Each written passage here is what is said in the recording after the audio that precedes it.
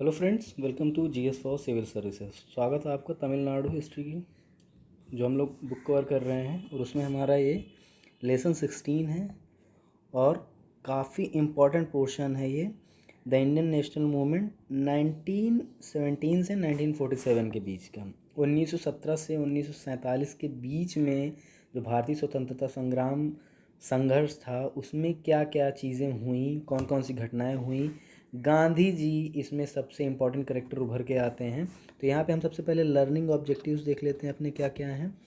The life of Mahatma Gandhi and his involvement in Indian freedom struggle. तो भारतीय संघर्ष में गांधी जी का योगदान और गांधी जी का जो जीवन है उसको पढ़ने का मौका मिलेगा, एनालिसिस करने का मौका मिलेगा।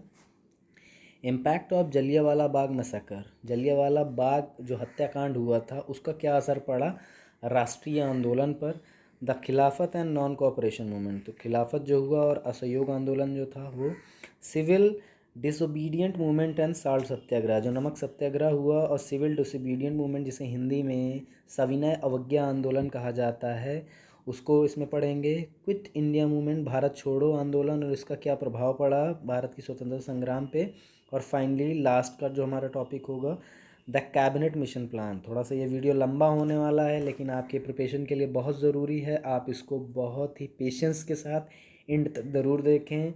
आई होप कि आपके लिए बहुत ज़्यादा हेल्पफुल होने वाला है बेसिक कॉन्सेप्ट तैयार करने के लिए। ओके, तो चलिए शुरू करते हैं।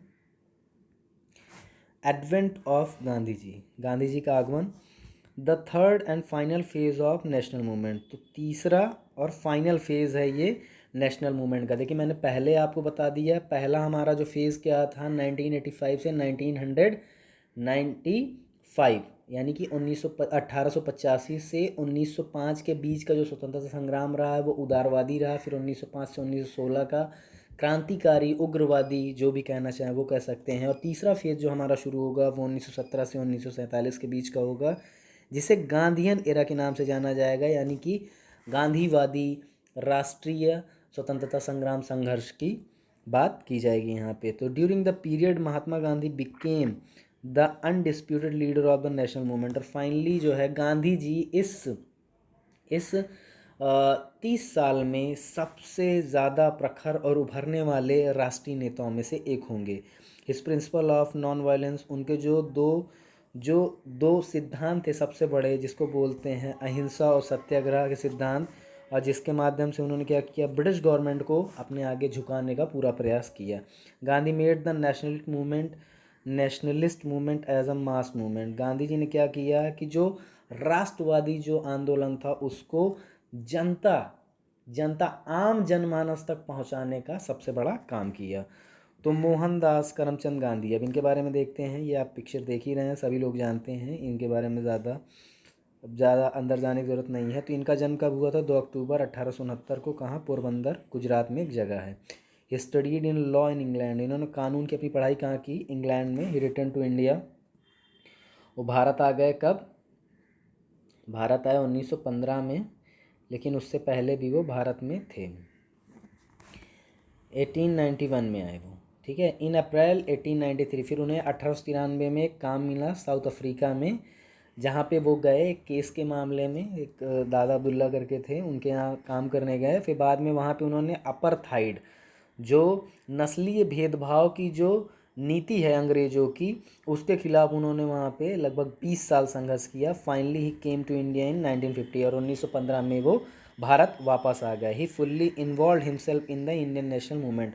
और उसके बाद शुरू में जो है 6 से 8 महीना वो भारत भ्रमण किया। उन्होंने भारत को समझा, भारत की पृष्ठभूमि को समझा, भारत के जो पिछड़े वर्ग हैं उनका मर्म, उनके दर्द को जो है उन्होंने एम्पैथी के तौर पे समझा। जो पेपर 4 में एम्पैथी आपका एक टॉपिक होगा यूपीएससी में, उससे आपको जो है इससे कनेक्ट करने में मदद मिलेगी। दरअसल क्या हुआ था, जो गोखले साहब थे, गोखले फ्रीडम स्ट्रगलर, उदारवादी जो थे, वो गुरु माने जाते हैं, राजनीतिक गुरु माने जाते हैं किसके? महात्मा गांधी के। जब गांधी जी ने भारत में एंट्री ली तो उन्होंने ये कहा गांधी जी से कि देखिए, आप भारत का जो राष्ट्रीय आंदोलन है अभी उसमें आप पार्टिसिपेट मत करिए, पहले आप भारत को समझिए, भारत के लोगों को समझिए, तब आप जो है स्वतंत्रता संग्राम में कूदिए। Okay. Mahatma Gandhi began his experiment with satyagraha against the oppressive European indigo planters at Champaran in Bihar in 1970। और सबसे पहला जो प्रोटेस्ट किया या सत्याग्रह किया अंग्रेज़ों के खिलाफ, ऑपरेसी यूरोपियंस के खिलाफ, उन्होंने किया था चंपारण में, जो कि नील खेती के करने वाले जो लोग थे उनको बहुत बुरी तरीके से दबा रहे थे अंग्रेज़।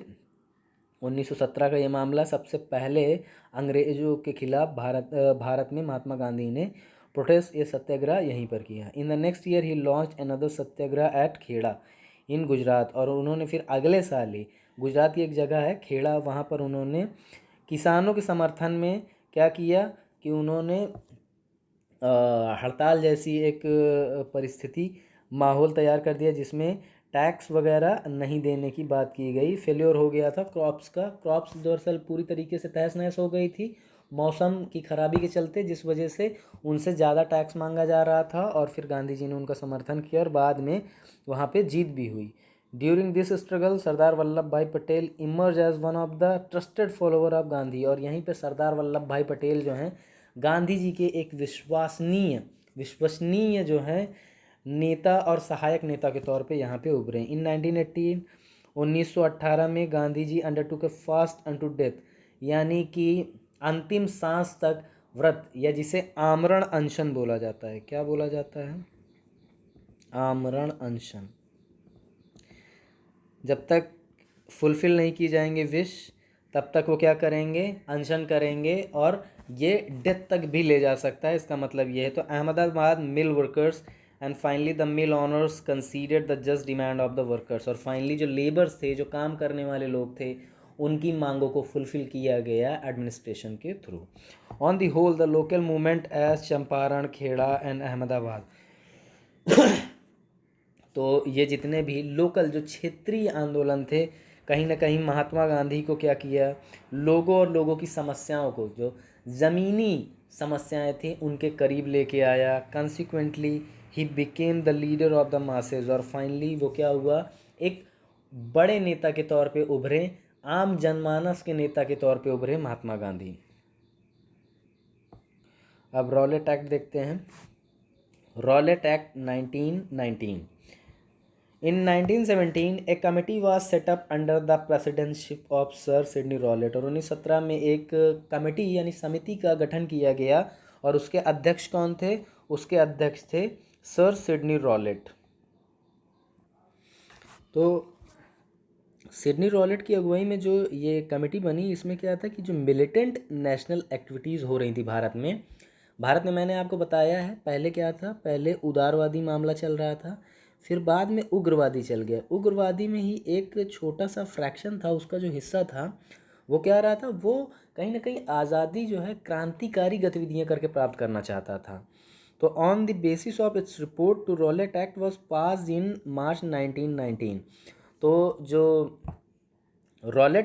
सिडनी रॉलेट की अगुवाई में जो कमेटी थी, उसने ये रिकमेंड किया कि इन रिकमेंडेशंस को जो है लागू किया जाए, जो कि 1919 में पास कर दिया गया था सेंट्रल लेजिस्लेटिव काउंसिल के through. As per the act, जैसा कि कानून में बताया गया, any person could be arrested on the basis of suspicion. किसी भी व्यक्ति को आप जो है सिर्फ खाली शक के बिना पे, ठीक है, आप क्या कर सकते हैं? उसको अरेस्ट कर सकते हैं। नो अपील और petition could be file against such arrest. ये क्या है? इसमें ना तो कोई अपील की जा सकती है और ना ही कोई जांच पड़ताल होगी, बस डायरेक्ट अरेस्ट हो जाएगा।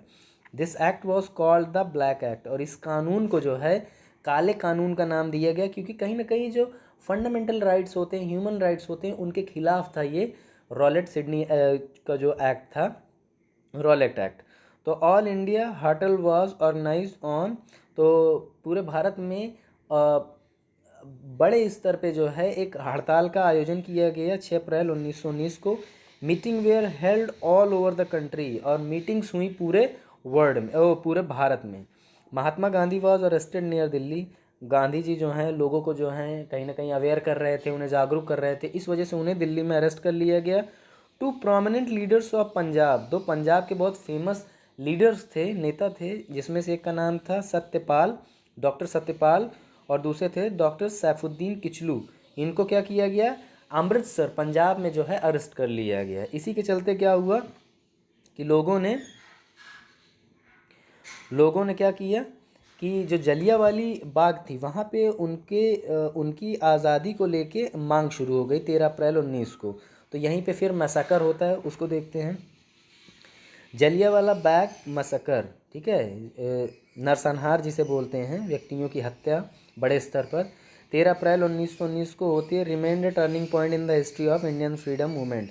तो भारतीय स्वतंत्रता संग्राम है, उसमें एक ये बहुत बड़ा मोड़ बन के उभरता है। In Punjab there was an unprecedented support to the Rowlatt satyagraha. और इसके बाद क्या होता है, रॉलेट सत्याग्रह के खिलाफ जो है बड़े स्तर पे भारतीयों का समर्थन मिलता है। फेसिंग ए वायलेंट सिचुएशन, यहाँ पे सिचुएशन जो है क्या हो जाती है, वायलेंट हो जाती हैं, हिंसक हो जाती हैं। The government of Punjab handed over the administration of the military authorities under general Dyer. General Dyer की अगुवाई में वहाँ पे कई सारे पुलिस जत्थों को भेजा जाता ही। Banned all public meetings and detain the political leaders.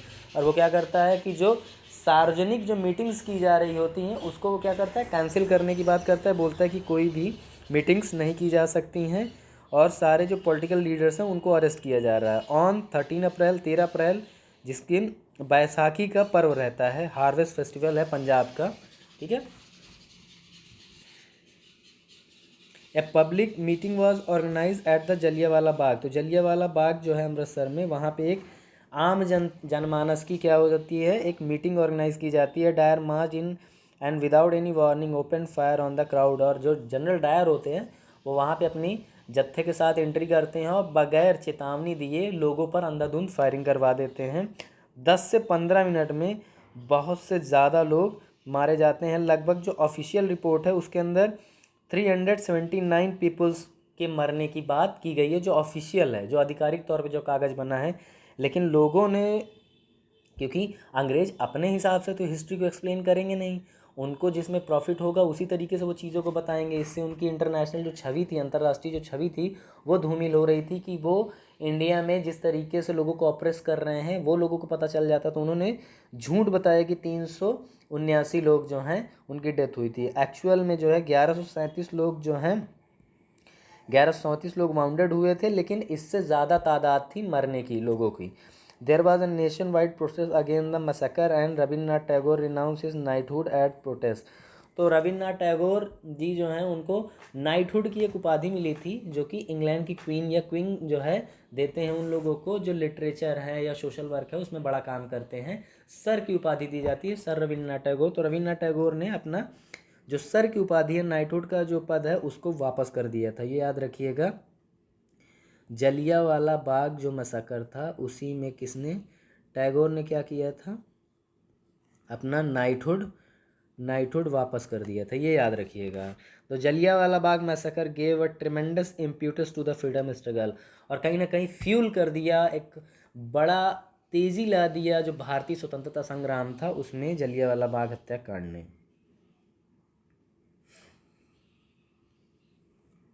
खिलाफत मूवमेंट काफ़ी इंपॉर्टेंट मूवमेंट है।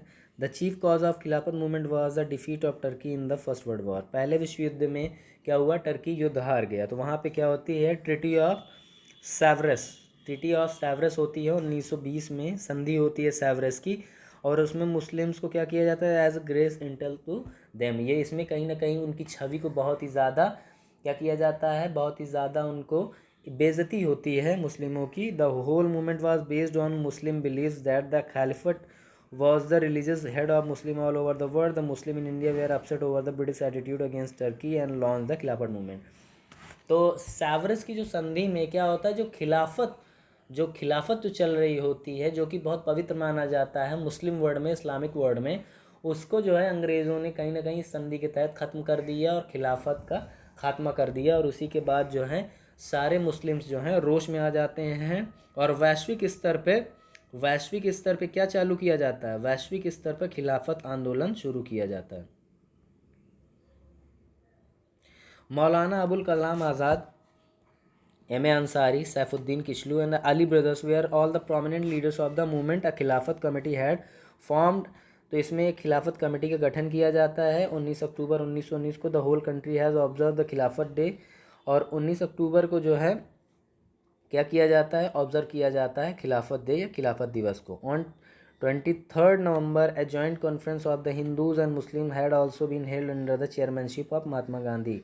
और फिर 23 नवंबर को क्या होता है, हिंदू और मुस्लिम्स लोग एक साथ मिलके एक जॉइंट कमेटी का क्या करते हैं, गठन करते हैं, जिसके अध्यक्ष कौन होते हैं, महात्मा गांधी होते हैं। Hindus and Muslim together to achieve the country's independence, और फाइनली हिंदू और मुस्लिम एकजुट होते हैं ताकि वो भारत की स्वतंत्रता को अचीव कर सके और अपने हिसाब से भारत को चला सके।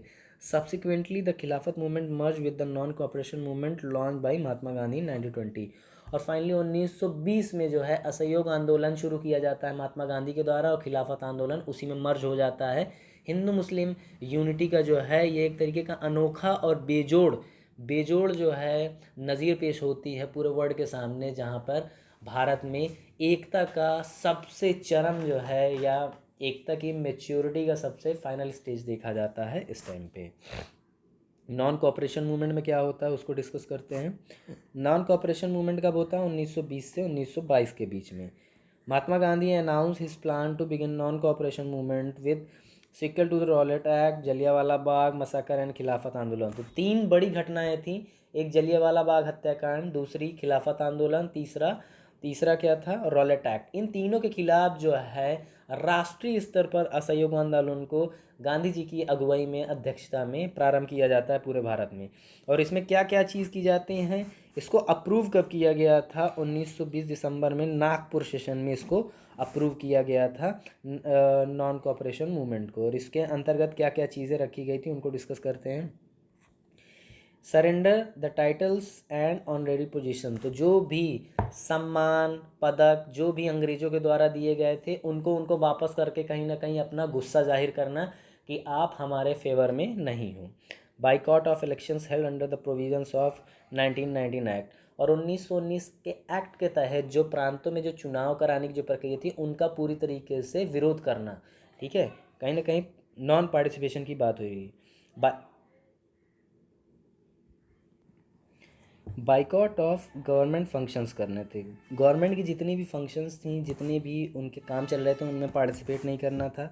Boycott of courts, government schools and colleges, जो भी कोर्ट्स हैं और जितने भी सरकारी स्कूल हैं कॉलेजेस हैं जो भी अंग्रेज़ों के द्वारा चलाए जा रहे थे उनका पुरविरोध करना था। उनके जो भी विदेशी वस्तुएं थी उनका विरोध करना था। Establishment of national schools, college and private panchayat courts, और अपने लिए जो है ज़्यादातर चीज़ें तैयार करनी थी, चाहे वो नेशनल स्कूल हो, कॉलेजेस हो या प्राइवेट पंचायत कोर्स हो। पॉपुलराइजिंग स्वदेशी गुड्स एंड खादी, और स्वदेशी वस्तुएं जो थी उनका प्रचार प्रसार करना था।